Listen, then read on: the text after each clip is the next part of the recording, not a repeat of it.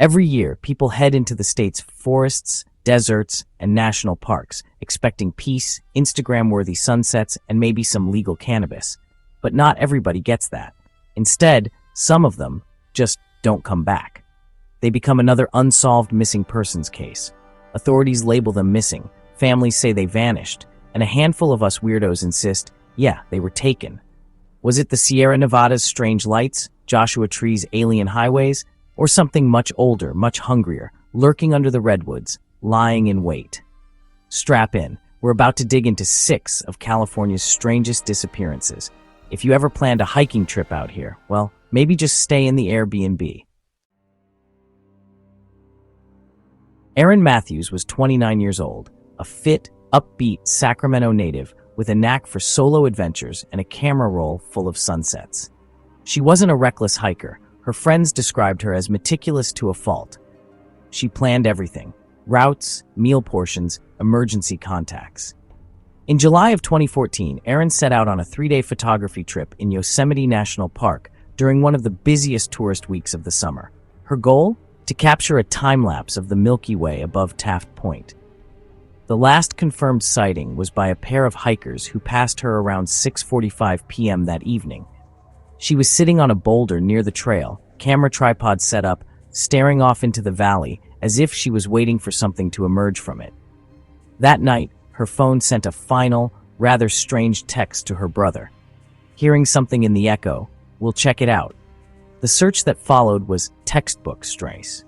Missing 411, her gear was found completely intact. Her backpack, water, and food were all neatly arranged against a tree. Her camera tripod was knocked over. However, the camera was still recording, but the last 27 seconds of footage were corrupted. There was nothing but static and a faint, low hum. There were no signs of struggle. The search and rescue team found no footprints leaving the area except for Erin's own, which inexplicably stopped abruptly on a flat section of rock about 40 feet from the cliff edge. Now for the most unsettling part. The audio engineers who analyzed the corrupted file claimed the hum was actually layered with something else that sounded like a faint voice. When slowed down, the words became clear. Come closer. The official explanation suggested she may have slipped in the dark, her body lost in the valley below. Here's the catch, though. Multiple search and rescue rope teams scoured the area for 2 whole weeks.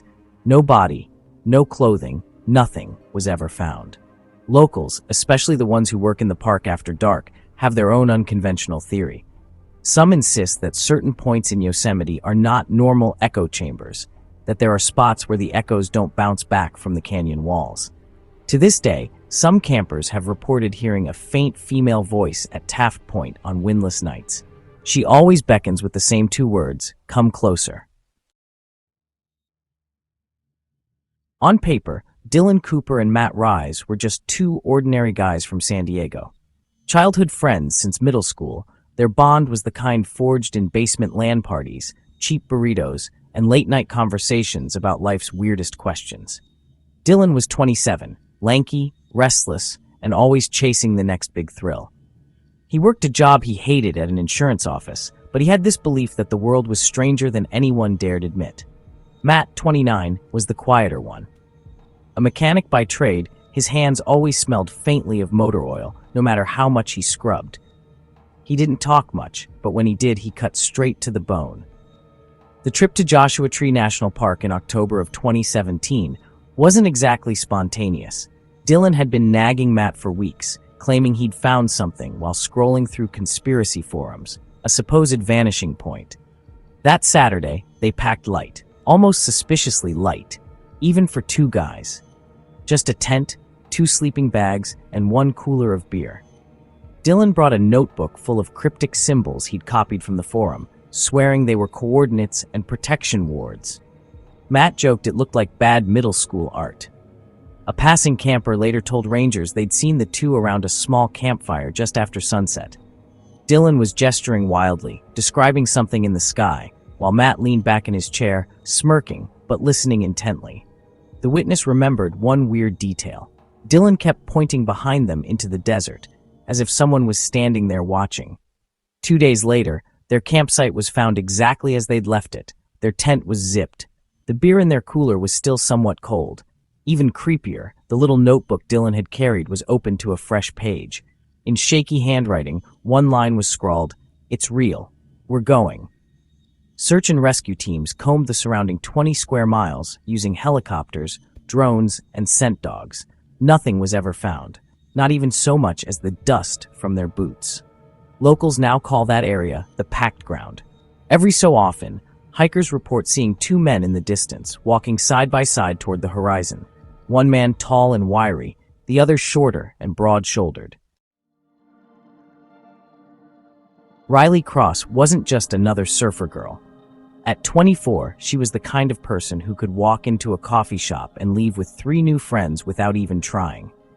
She'd grown up in Santa Cruz, raised by a single dad who ran a small surfboard repair shop out of their garage. Riley learned to wax a board before she learned to drive.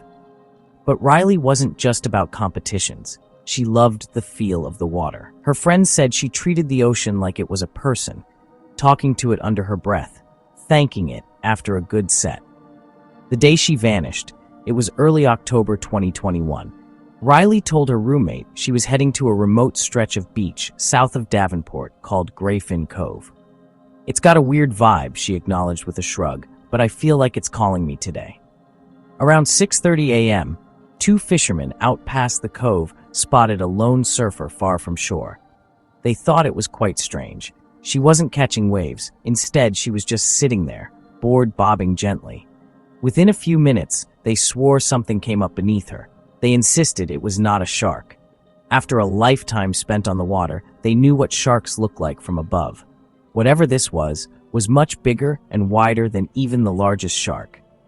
A little after 7:15 a.m., a hiker on the cliffs saw Riley riding a perfect curling wave toward the beach, but halfway in, the wave folded, like the water itself had been pulled down. By the time someone got down to the beach, there was nothing but Riley's board, wax still warm from her feet. No wetsuit, no leash strap, no footprints on the sand except the ones that led into the ocean. The Coast Guard searched for 3 days. Helicopters, divers, and sonar were used extensively. Unfortunately, there was no Riley. There was no body. Some locals swear Riley isn't really gone. They insist that she's with the ocean now. Sometimes when the fog rolls in thick at Grayfin Cove, people say they can see her shape sitting out past the break, waiting patiently for a wave that never comes. At 43, John Halpern lived in a modest 1-bedroom apartment above a laundromat in Redding, California. He worked the night shift at a warehouse and spent his weekends tinkering with an old CB radio setup that he'd bought at a yard sale in 2003.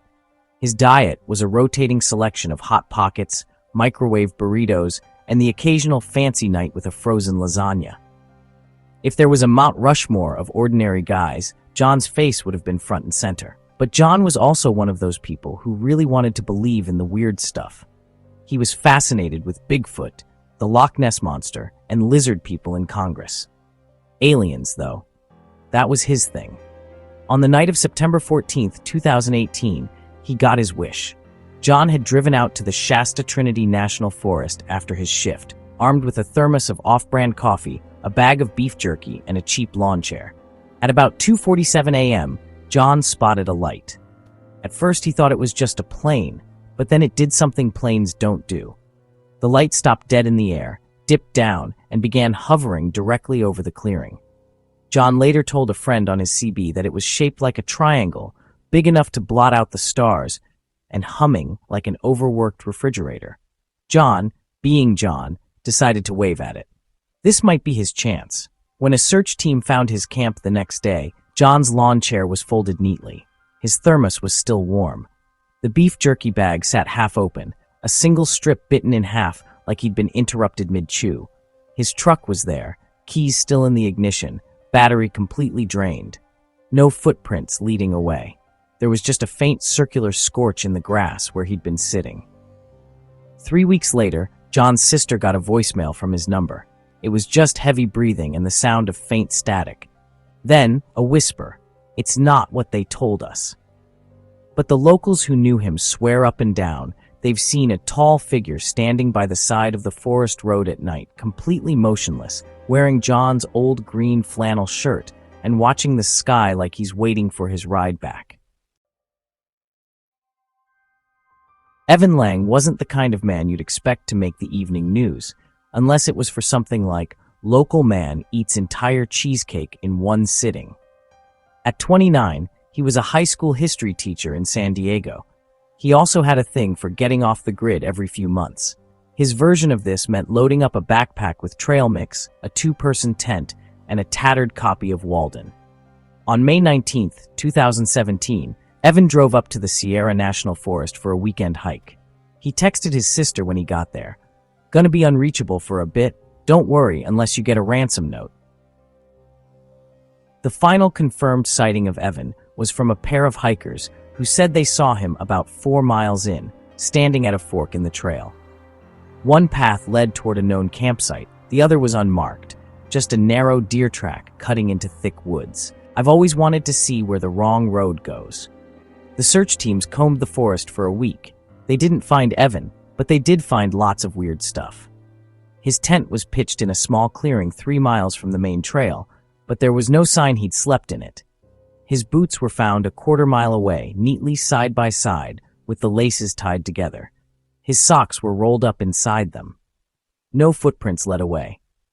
One searcher swears they found his watch hanging from a branch, still ticking, but the time was set exactly 1 hour ahead. And here's the kicker. When searchers brought in scent dogs, the dogs followed Evan's trail right up to a dry creek bed. At that point, it simply stopped. Not faded out, not washed away, just ended.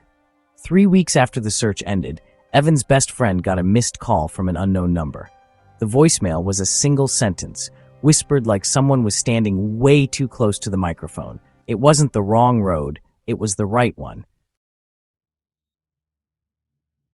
Stan Porter was the kind of guy who could talk your ear off about anything, as long as it occurred before 1980. Born and raised in Redding, California, Stan was 54 years old, retired from his job as a mechanic. Though he'd never admit it, most of his weekends were spent alone with old Western VHS tapes and microwave burritos.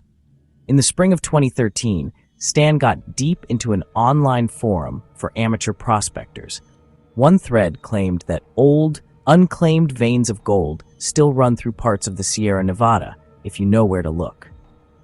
Stan was last seen at a small gas station outside Downeyville, buying a pack of beef jerky, 2 cans of coffee, and, for some reason, 6 packs of glow sticks. When the cashier joked about throwing a rave in the woods, Stan just grinned and said laughingly, something like that. According to GPS data from his phone, he parked near an old, overgrown trail used by hunters and headed in on foot. 3 days later, a hiker found Stan's truck exactly where he'd left it, but it looked odd. The driver's side door was open, the glove compartment was emptied onto the seat, and the truck bed was filled with pine needles as if it had been sitting for months. His metal detector was lying against a tree, batteries removed, with a sticky note attached that simply read, "Too loud." About a mile from his gear, searchers found one of the glow sticks cracked open, its eerie green light still faintly visible even after days.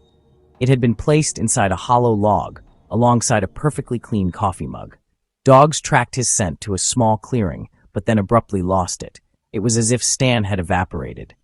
No drag marks, no footprints, and no sign of a struggle were visible. And then there's the strange call his daughter got 2 weeks later. The voicemail was only a few seconds long, muffled by wind, but you can clearly hear Stan's voice say, "Found it."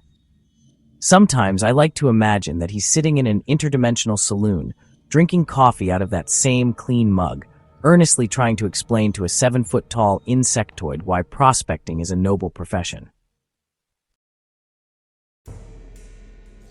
If you know of any other strange disappearances in California, let us know in the comments below. Also, don't forget to like and subscribe. Thank you for watching.